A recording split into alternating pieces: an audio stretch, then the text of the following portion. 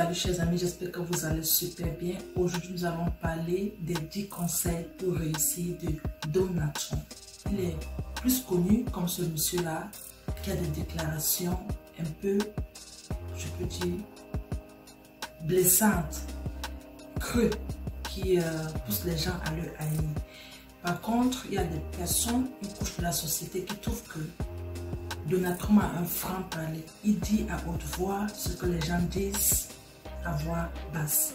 Donc aujourd'hui, nous allons voir et entendre au travers de cette vidéo que je vais vous jouer dans quelques instants les 10 meilleurs conseils de Donald Trump sur lesquels il est resté attaché pendant toutes ces années en tant qu'homme d'affaires pour pouvoir arriver au top de sa réussite. Donc, s'il vous plaît, regardons les 10 conseils de Donald Trump. Il faut complètement aimer ce que vous faites.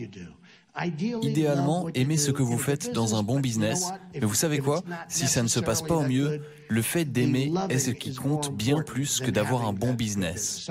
Certains veulent être profs.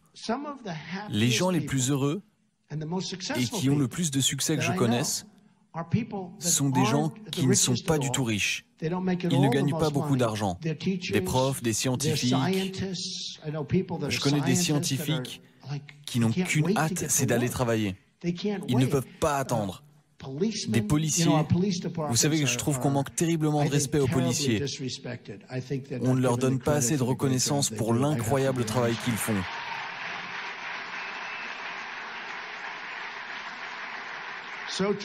C'est vrai. Et les vétérans de guerre et le personnel militaire. Mais je peux vous dire que les gens heureux, ce sont ceux avec des bonnes relations familiales. Les couples qui s'entendent bien entre eux. C'est très important pour atteindre le succès. Parce que je ne considère pas forcément que le succès soit d'origine financière. Je connais des gens qui ont le plus de succès dans le monde et de nombreux d'entre eux sont misérables. Et je fais peut-être partie de cette catégorie, mais je suis assez heureux. Au moins, je suis content.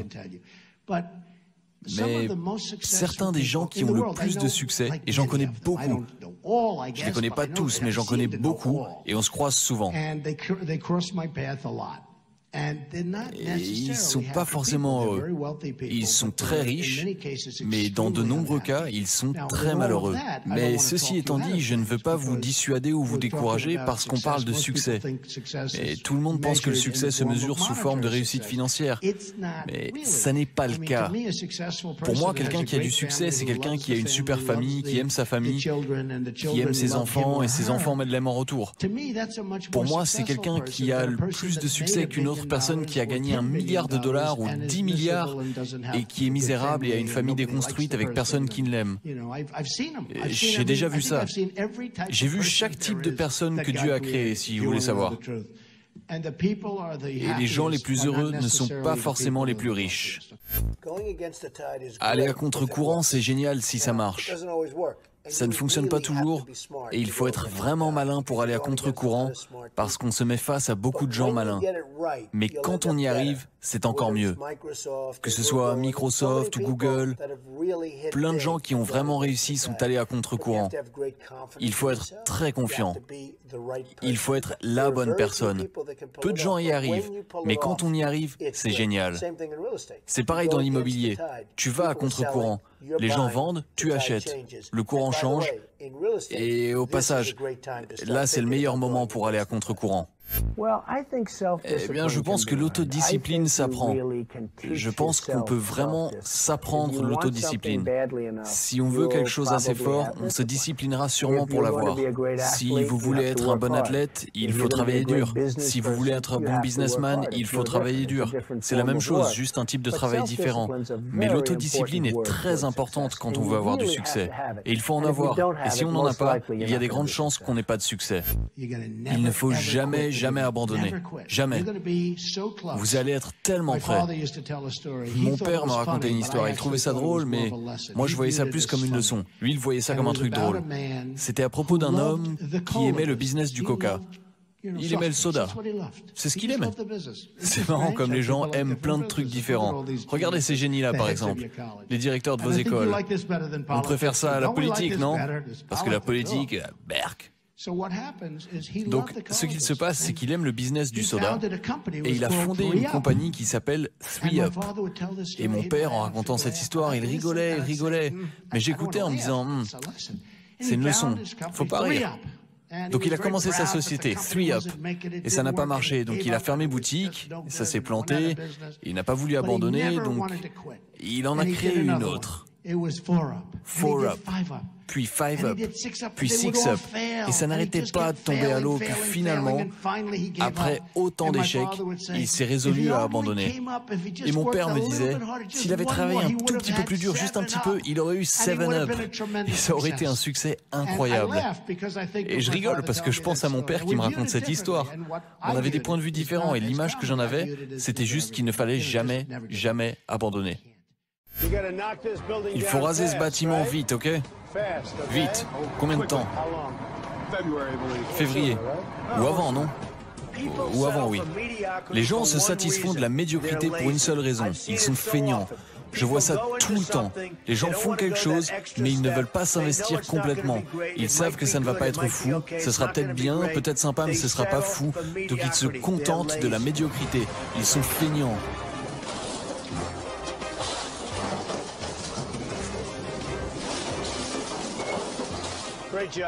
Beau boulot. Il a fait ça avant, non? Il voulait que je le fasse.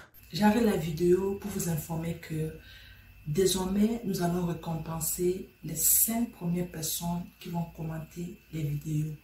Donc, chaque fin de semaine, nous allons faire un tirage au sort pour annoncer les gagnants et aussi pour vous annoncer les cadeaux que vous avez gagnés. Donc, continuons la vidéo.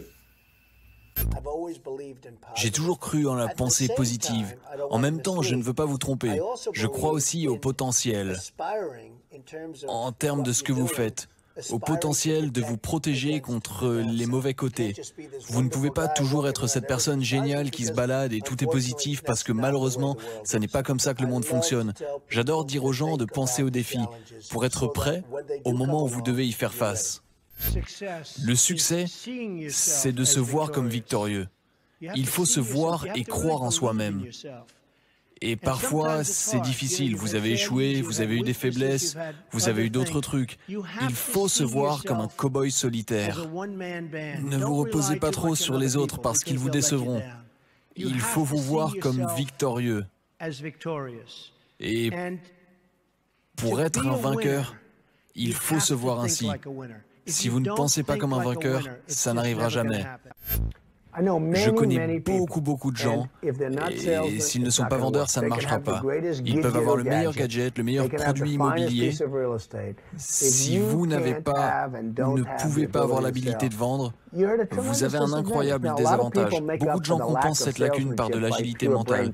Et ça peut marcher. Dans ce cas-là, vous n'avez pas besoin d'être un bon vendeur. Peut-être que si vous avez de la chance, vous trouverez quelqu'un qui est un bon vendeur qui pourra travailler pour vous. Mais l'agilité de vendre est un énorme avantage et c'est quelque chose que les gens qui vont à l'université de Trump verront. Ce sera une partie très importante du cursus. Il y a des années de ça, mon père prenait des cours de vente, et que ce soit Hawthorne, Mary ou autre, les vieux cours de vente, et il trouvait toujours que c'était bon pour lui. Nous aurons des cours de vente à l'université de Trump. Ça facilitera vraiment votre vie. La vente est un travail utile. On peut étudier, on peut apprendre, on peut faire ce qu'on veut. La majorité des vendeurs sont d'une certaine manière nés avec ce talent. Mais si vous n'êtes pas né avec, on peut devenir bon. Peut-être pas génial, mais bon. C'est très adéquat. D'habitude, quand je vois quelqu'un qui est un bon vendeur, c'est qu'il a toujours été bon naturellement. Et au passage, les très bons peuvent devenir meilleurs.